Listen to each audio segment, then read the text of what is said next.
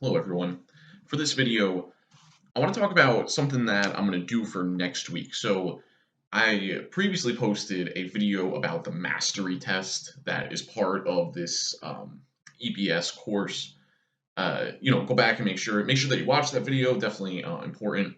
But just to remind you, that mastery test, it's basically a couple of readings that you have to do, and then an essay that you have to write. And it is a requirement in order to be able to pass this course and move on onto the higher level courses. So, I want to make sure I do everything I can to prepare you guys for this. So, what I want to do next week is I'm going to do a practice version. So I'm gonna post on the Moodle page for next week. I'm gonna post it as a quiz, which I think is how it's gonna be posted for the real version. But again, the real version of it, you're not gonna take an R class shell. They're gonna create like a new class basically that you'll see on your dashboard, and that's where you'll take the actual test. But for this practice version that I want to do next week, I'm gonna post it, on Moodle the same way that I post all the readings and assignments and stuff. And okay, so let me back up. First of all, the reading for it I have posted under this week's Moodle, the one for April 4th, starting.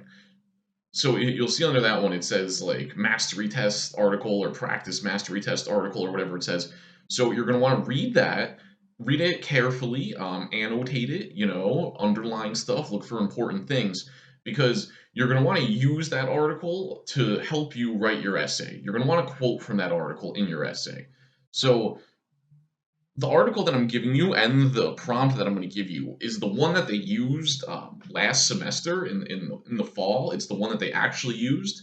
So, I want to give you the most realistic thing I can to give you a sense of how you feel like you're going to do on something of that level. So, this is the one that they actually used last semester.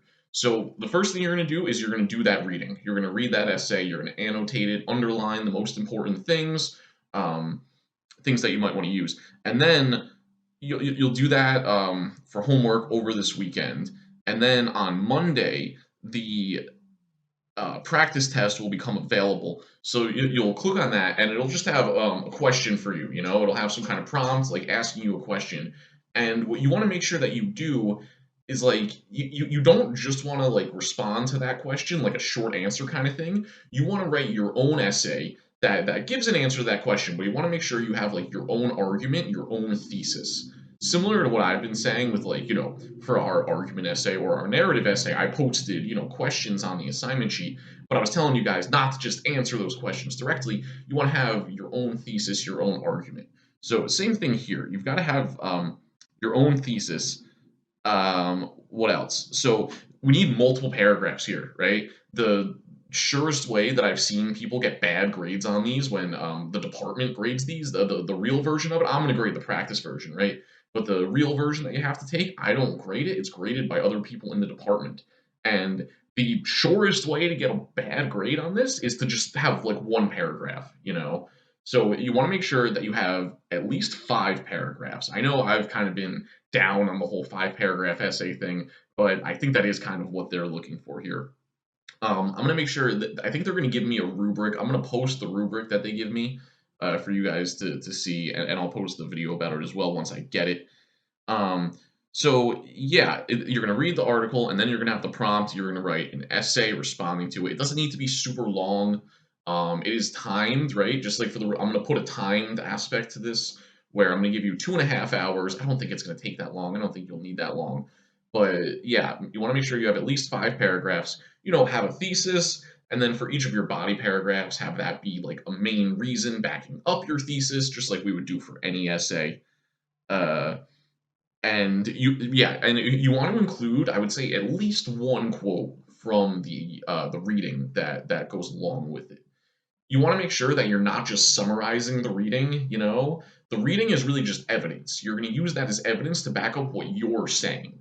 So the one that I gave you, that's the one they did last semester. They always try to pick like these current events. It's honestly pretty lame, pretty cringy if you ask me.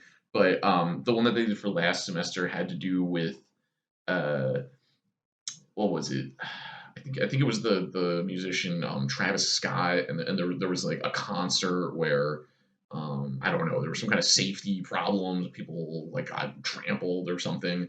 It was some kind of thing like that, and I think the question that's going to go along with it is asking you like, who should be responsible for like if something like that happens at a concert or whatever. So you're going to make your argument, but you want to make sure that your argument is kind of more general. You're going to use the article about the Travis Scott thing as like a specific example or a piece of evidence to try to back up the argument that you are saying. But make sure that you're not just like summarizing the article or you're not just explaining to us what it says in the article. It's an argument essay, is what it is. It should be a persuasive essay where you're going to take a side of this on the question that they give you and argue for your side and then use the reading to back up what you're saying. You know what I mean? So, yeah, again, don't just straight up respond to the questions like a sort of short answer deal, and don't give us a summary of the article. You want to have at least 5 paragraphs making your argument. For this practice version, it's going to be about who should be responsible for the thing that went wrong and something going wrong in a concert like that. So obviously, you'll see the prompt, and I'll give you all the instructions and everything like that. But this is going to become available starting on Monday the 11th, and it'll be available until I guess I'll go until 11:59 p.m. on Wednesday the 13th. So sometime between Monday and Wednesday of next week, you're going to want to make some time to sit down and just write this essay. Just like for the real version, it's going to be timed, and you're not going to be able to pause it. So make sure that you clear out, an hour or two. I don't think it'll take you a full 2.5 hours. I just don't. I think an hour is probably enough. So make sure that you have some time there where like once you click start, like that's it. The clock starts running. You can't pause it. So make sure that you're good to go when you start it. But again, I'll make it available starting on the 11th and going all the way until the end of the day on the 13th. And because I want to simulate how the real test is going to be, after that point, it's not going to let you submit anything. Um, so yeah, so make sure that you get it done within that time frame. And then I'm going to try to give you grades and feedback on them as soon as I can. They graded on a scale of 1 to 6. So I'll give you a grade, and I'll try to explain what I think you can do to make sure you get a good enough grade on this argument essay. But it's a lot of the stuff we've been talking about all semester, having a thesis, intro, conclusion. You can go back and watch my videos on all those things. We've been over all this stuff through the semester, right? So you want to make sure that you take into account all the things we've been discussing in class, and make sure that you have that stuff in the essay for this. And yeah, like I said, make sure that you have multiple paragraphs. I would say at least 5, including an intro and conclusion. And yeah, I think that's all I got for this now. So again, this is just a practice version, not the real thing, just a practice version to help get you guys ready so that you're not just kind of thrown into it. You'll at least sort of know what to expect. And then you can see based on the grade and the feedback that I give to you what you need to change, or what you might want to do differently to make sure you get the best grade that you can. Okay. If you have questions about this, please send me an email. I know this is a lot. I know it's confusing. So get in touch if this doesn't make sense. And yeah, that's it for now.